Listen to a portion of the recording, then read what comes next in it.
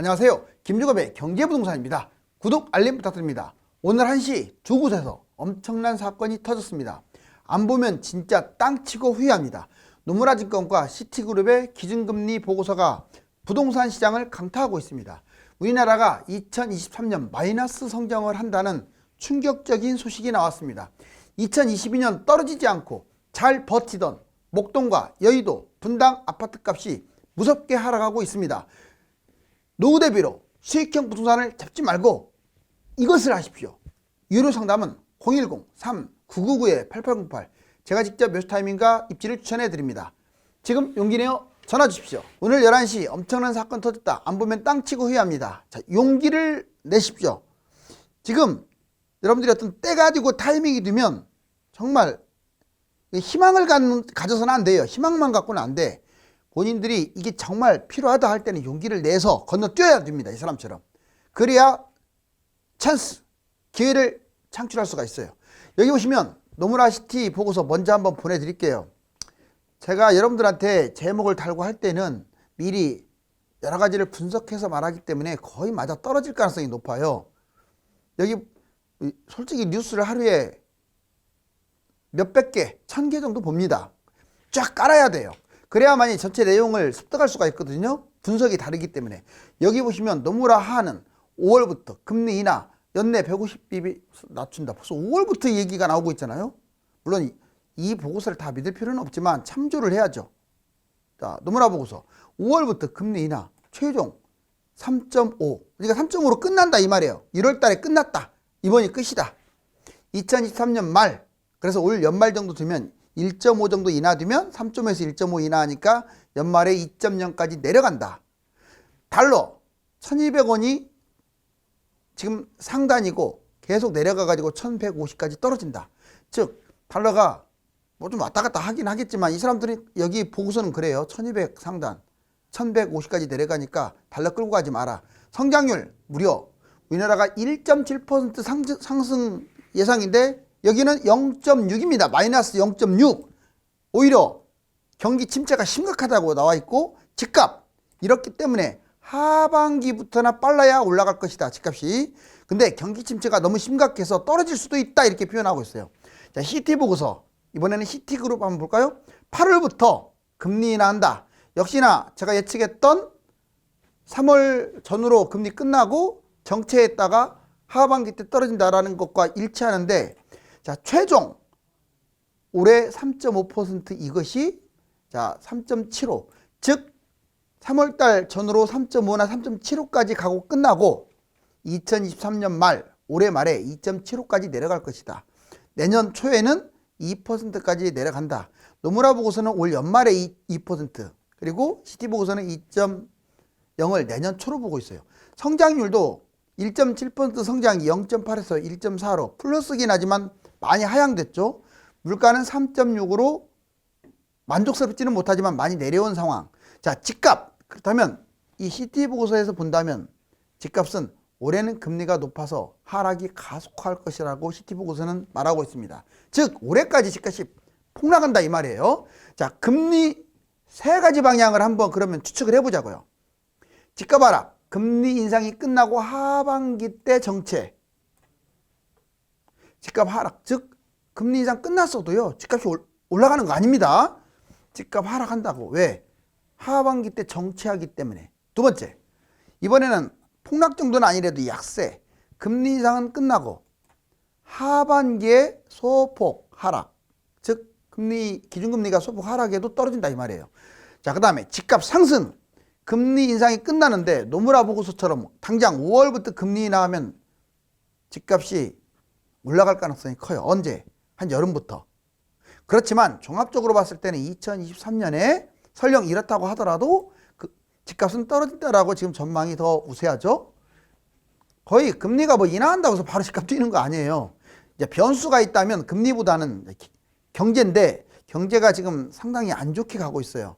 그리고 마이너스 성장 이것까지도 지금 염두하고 있고 또 하나는 정부 정책인데 지금 파상적으로 규제 완화가 이어지고 있고 부양책에서도 왕부양책이 쓰여지고 있기 때문에 그게 변수입니다. 자, 지역별 집값 폭락 현황 이거 진짜 중요해요. 여러분들이 나 여기 집 잡고 싶은데 어떻나요? 꼭 이거 보세요. 꼭. 먼저 자 23년 집값 폭락인데 서울 수도권 지방 현재 하락폭을 보여드릴게요. 자 먼저 서울부터. 서울에 집을 잡는다면 여기를 잡는 게 유리해요. 왜? 35% 이상 폭락한 곳들 노원, 도봉, 성북, 동대문, 중구, 은평구 바로 여기가 많이 빠졌습니다. 여기의 특징은 2020년 이후에 조금 더 많이 뛴 곳들이에요. 자, 그 다음에 30% 폭락 송파, 서대문, 마포, 영등포, 강동, 동작 그리고 2023년에 위험한 곳 지금 여기에 거론되지 않는 곳들은요 들떨어졌다는 거니까 얘들은 오래 망한다고 보시면 돼요. 벌써 여의도, 목동 그동안에 잘 버텼던 용산 계속 무너지고 있잖아요. 결국은 다 똑같이 무너져요. 강남이 무너지는데 안 빠지겠어요? 여기 보시면 특히 위험한 곳들 강남, 서초, 용산, 관악, 금천, 구로, 성동, 종로, 광진, 양천, 강서, 성동, 강북 뭔 말이냐? 이게 전체적으로 지금 25개 구를 분석한 거예요. 그럼 나는 지금 잡아야겠다 하면 1번으로 가시는 게 좋고요. 또는 2번 일부하고 3번은 절대 잡아서는 안 돼요. 그리고 기다려야 돼 전체적으로. 왜? 들떨어졌으니까. 수도권도 분석해 줄게요. 현재 35% 이상 폭락한 곳이 어디냐? 바로 여기는 금내 막 50% 떨어진 것도 나와요. 그런 것들을 한번 판단해 볼 필요가 있죠. 송도하고 인천 전체. 인천이 심각해요. 동탄, 시흥, 양주 전반적으로 수도권 외곽의 2기 신도시가 심각합니다. 새 아파트들이. 그리고 30% 정도 폭락 2기 신도시 전체 수원, 화성, 안산, 파주, 평택 심각하죠. 자 23년에 위험한 것은 여기에 적혀지지 않은 곳들이에요. 특히 여기에 써놓은 곳들은 더 위험해요. 분당, 평촌, 구리, 부천. 왜냐? 얘들은 별로 안 떨어졌어요. 별로 안 떨어진 것은 좋아서 호재가 많아서 안 떨어진 게 아니라 이게 사이클이 좀 늦게 떨어졌기 때문에 그래요. 그럼 오래 망하겠죠. 그리고 여기 안 적혀져 있는 기타 전체도 23년에 많이 떨어질 가능성이 커요. 즉 매수한다면 1번을 매수하고요. 이 3번은 절대 매수하면 안 되겠죠. 자 이제 지방도 알려드릴게요. 지방은 크게 두 갈래로 나뉩니다. 지방은 심각해요. 현재 40% 정도 폭락. 반토막 넘는 것들도 막 나와요. 자 위치가 어디냐? 세종, 대구, 대전, 울산, 광양입니다. 특히 많이 떨어진 곳들을 찝어드렸어요. 그러면 23년에 위험한 곳이 어디냐? 진짜 위험한 것. 자, 이제 부산, 광주, 제주, 창원, 전주, 청주. 여기는 특별히 제가 도시 이름을 쓴 이유가 얘들도 좀 떨어지긴 했지만 막 지역차가 좀 나거든요. 이제사 폭락이라서 특히 부산, 광주는 아주 위험해요. 거의 제가 말한 대로 떨어지지 않습니까? 데이터로 가고 있잖아요. 많이 떨어진 것은 덜 떨어질 수밖에 없고 덜 떨어진 것은 그냥 한두 거래로 무너져 버려요. 자 여기 보시면 기타 또 어디가 위험한지 알려드릴게요. 경상도, 강원도, 전라도, 충청도 등 그 여기에는 언급하지 않은 이 중소도시들 많죠. 군 단위나 10단위 얘들이 별로 안 빠졌어요. 늦게 뛰는 바람에 얘들은 가격 대비해서 얘들도 폭락 위험성이 있으니까 잡지 마세요. 자 이제 매달 수익 노후 대비 최선의 방법. 특히 제 이제 시청자들이 다양하긴 하지만 연세 드신 분들 잘 들으세요. 항상 이 노후 대비에 대한 수익, 그래서 수익형을 생각해요. 근데 그것만 생각하시면 안 돼요. 오늘 제가 쫙 정리해 드릴게요. 여러분들한테 가장 좋은 것은 제가 보기에는 주택연금입니다. 그 다음에 두 번째 수익형 부동산이 있는데 이건 하지 마세요. 이제 이 시대는 끝났어요. 왜? 신도시가 너무 많고 남아돌고 뛰질 않아. 수익형 부동산이 팔리지도 않고 겉으로는 앞으로는 월세 받는데 뒤에로는 남는 게 없어. 그래서 수익형 부동산은 아예 분양부터 시작해서 거들떠보지도 마세요. 자 투자는 이제 선별을 해야 돼요. 볼까요? 먼저 주택연금. 주택 소유자 집을 담보로 매월 연금을 받는 게 주택연금인데 공시가격 12억으로 이제 이상한다고 하니까 대충 18억? 뭐 이 정도까지는 받을 수 있을 것 같아요. 실거래 18억 이 정도. 자, 두 번째, 집값 폭등장에 가입하는 게 유리해요. 왜? 폭등장에는 그 금액을 많이 쳐주고 많이 돈을 탔을 수 있으니까. 그리고 안정적인 노후를 할 수가 있습니다. 자, 예를 들자면 12억이고 나이에 따라 달라지고 금액에 따라 달라지잖아요. 12억 정도 가고 70세다. 그러면 월 300만 원 걷더니 받아요. 그러면 아파트 값은 더 폭등합니다. 자, 월 300, 1년이면 3,600, 10년이면 3억 6천. 자, 12억짜리가 10년에 3억 6천만 뛰겠어요? 월 300만 원씩 계속 받아도요. 더 많이 뛴다고요. 더 많이 뛰어. 공실 걱정도 없고. 그런데 이 수익형 부동산이라는 놈은 아주 문제예요. 보여드릴게요. 월세 목적 수익형. 상가. 제일 안 좋아요. 비싸기만 하고. OP. 도시형 생활주택. 생활형 숙박시설. 거의 90%는 꽝입니다. 90%라고 제가 아예 큰 소리 치잖아요. 이런 거 빨리빨리 처분하세요. 왜냐하면 예전에는 이런 것들이 희소했어. 근데 지금은 너무 많아요. 너무. 신도시가 많다 보니까. 이거 하게 되면 뛰지도 않고 뛰기는커녕 떨어져요. 오히려. 그리고 공실도 많이 생깁니다. 이거 보세요. 월세는 받지만 가격이 오르지 않아서 엄청난 손해를 보고, 신도시, 택지지구가 계속 증가하면 의무적으로 이거 지어야 하거든. 그래서 또 인구 감소까지 있는데 공실이 커집니다. 결론적으로 수익형 부동산은 이제 한 10%는 괜찮은데 그걸 골라내기가 어렵잖아요. 하지 마세요. 주택연금으로 가세요. 웬만하면. 투자도 생각해 볼 만합니다. 뭔 말이냐. 먼저 아파트가 있어요. 폭락장에 투자를 하세요. 그리고 다만 조건이 있습니다. 폭등장에 매도를 해야 돼요. 그래야 현금을 갖고 있죠. 많이 뛰잖아요. 우리나라처럼 이렇게 폭등나기 심한 곳이 어디 있어요. 그러면 5억 또는 7억 벌었다. 그럼 그걸 현금을 쓰시라고 그냥요. 이런 거 잡느니 수익형 부동산 이런 거보다 이게 훨씬 나아요. 제 말이 맞습니다. 아파트 차익을 거둔 다음에 은행에 저금해놓고 그냥 현금을 쓰시라고. 두 번째, 주식 투자. 이건 하면 꽝입니다. 월세 벌려다가 90% 원금 탕진. 그 다음 세 번째, 은행 저축, 달러, 금 투자 이런 거. 그러니까 아까는 아파트에 투자해서 은행에 넣은 거고, 이번에는 그냥 처음부터 은행에 막 저축하는. 이거 아주 안 좋아요. 물가 상승률만 또 못 쫓아갑니다. 제 말 이해갔죠? 그럼 정리할 거예요. 자, 주택연금이나 아파트 투자해서 현금 활용, 또는 진짜 자신 있을 경우 수익형 부동산 일부. 이제 수도권 지방아파트 80% 회복 못한다. 이거 진짜 중요한 얘기입니다. 볼까요? 하남의 모 아파트인데 여기 보시면 2010년 꼭지 찍고 2007, 8년에 꼭지 찍고 내려왔죠. 이 네모 박스가 10년이에요. 떨어졌다가 이렇게 2020년에 겨우 회복했어요. 이 19년 말에. 자, 무려 10년 동안 제자리 걸음. 이게 특정 아파트가 아닙니다. 자, 놀라지 마세요. 경기도 인천의 80% 이상 아파트가 여기에 해당돼요. 여기에서 벗어나는 거, 입지 좋은 곳도 그래요. 입지 좋은 곳도. 다 여기에 해당되고, 이제 2기 신도시나 좀 새 아파트들 있잖아요. 걔들은 분양해서 뛴 거기 때문에 걔들만 뛴 거예요. 뛰었어도 많이 안 뛰고 회복이야, 회복. 자, 그 다음에 여기 보세요. 막판에 2018, 20년에 그냥 여기까지 날아가 버리고 요즘 이렇게 신나게 빠지고 있죠. 자, 그런데 여기 위에를 거품 시세라고 하고 여기 밑에는 적당한 시세라고 한 이유가 있습니다. 우리나라 집값 이건 말도 안 되는 거품 시세고요. 미국보다 4배가 비싸요. 미국보다. 자, 여기 진짜로 반토막 나야 적당합니다. 이 반토막 나도 솔직히 말하면 GDP 대비 미국보다 비싸요. 유럽보다도 비싸고. 아니 반토막이 나도. 그러니까 그래도 반토막은 놔줘야 적당하라고 저는 판단하거든요. 그리고 여기 보시면 거리량이 엄청나요. 엄청난데도 안 뛰어요. 여기서 왔다 갔다 맴돌았지. 거리량만 타고 무조건 뛰는 게 아니에요. 그리고 여기 18년, 20년 수준까지 올라가는데 여기 파란색 보세요. 여기까지 떨어질 수 있습니다. 이미 여기까지 떨어진 거 많아요. 20년까지. 20년까지는 거의 떨어질 것 같아요. 그럼 반토막 가깝죠? 자, 오른쪽 분석한 자료를 보세요. 수도권은 80% 아파트가 위험하다. 자, 시세 분석. 2009년에서 19년까지 무려 10년간이나 침체. 2009년 시세 10년 후에 겨우 회복했어요. 이 시세를 겨우 10년 후에. 다 그렇다고요, 다. 자, 거래량이 많아도 10년 동안 침체예요. 이렇게 거래량이 많았는데도. 물론 2기 신도시 때문에 그런 것도 커요. 자, 장기 폭락, 2기 신도시 등 공급 과잉이 원인입니다. 이번에는 누가 원인이겠어요? 3기 신도시 등 공급 과잉 원인. 이번에는 더 심각했죠. 2기에다가 3기가 플러스 되니까.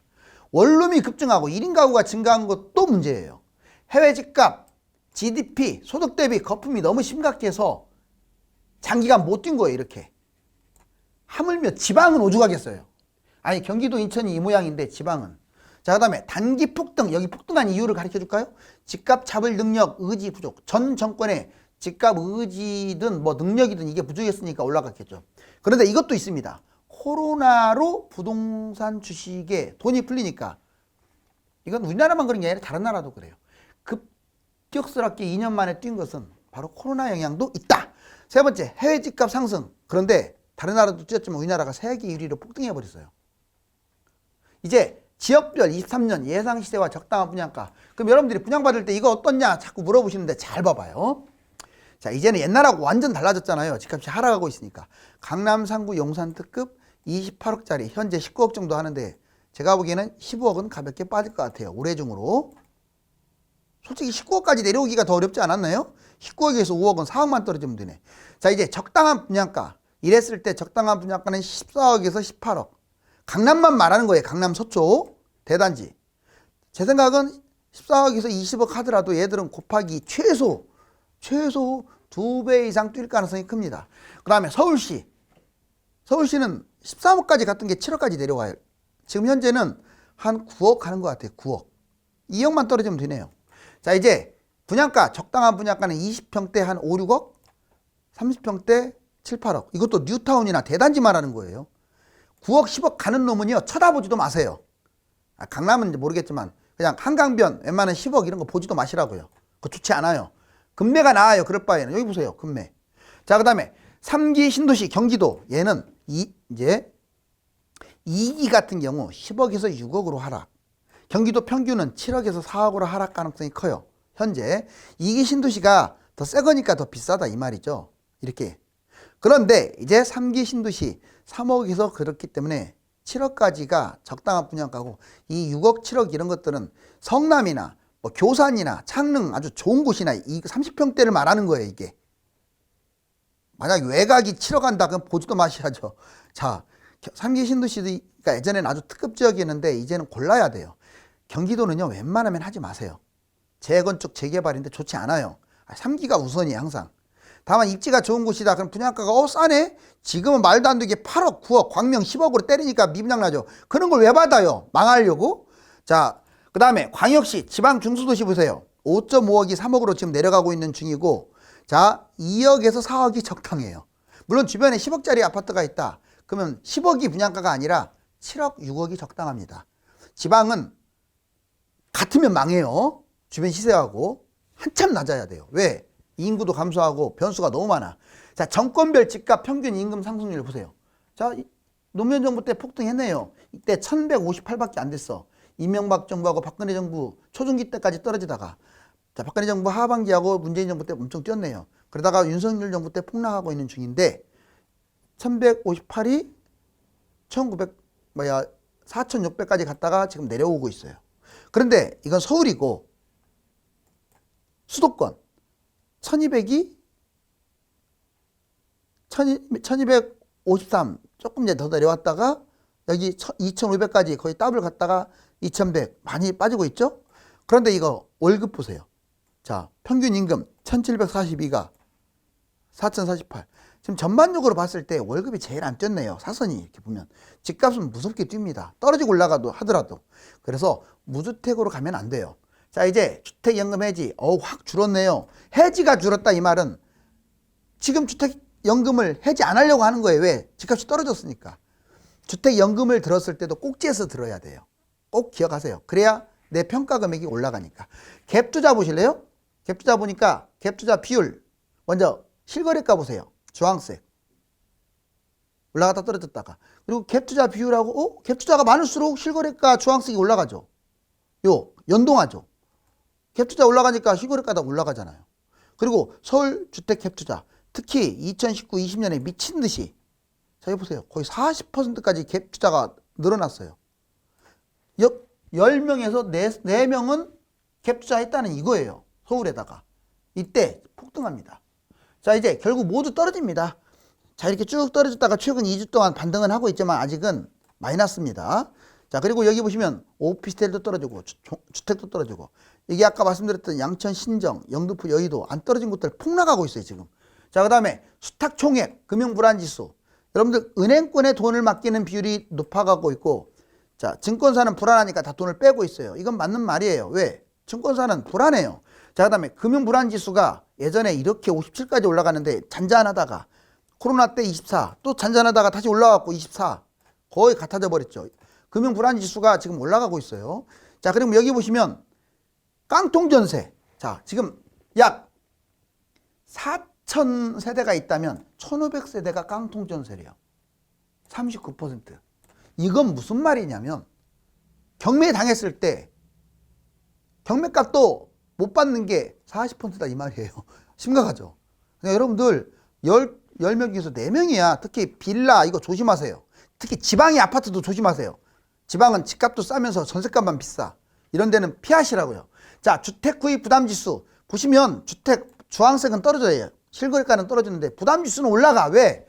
금리가 뛰니까 부담이 자꾸 돼. 그래서 집을 잡을 여력이 줄어들었다. 그래서 당분간 집값이 폭락한다 이 말이에요. 전세가율 갭 투자한다고요? 자, 이때는 75%였어.